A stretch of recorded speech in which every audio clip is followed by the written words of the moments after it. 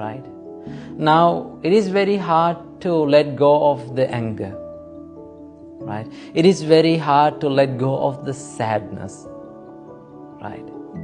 Now, people would like to let go of the hard situations in their life, right? But our mind is not ready for that. There's a special effect that it always wanders in those difficult situations, sad situations, in anger and evil thoughts, right? It is very hard to let go of those things. But remember, all the things that we experience in this world, all the people that we meet in this world, right?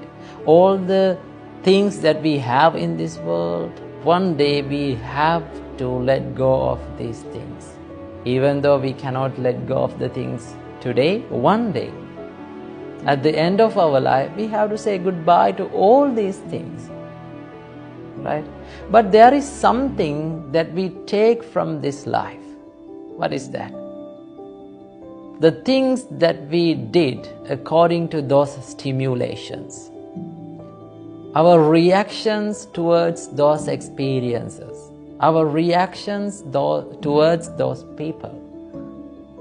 So, if we collect that karma,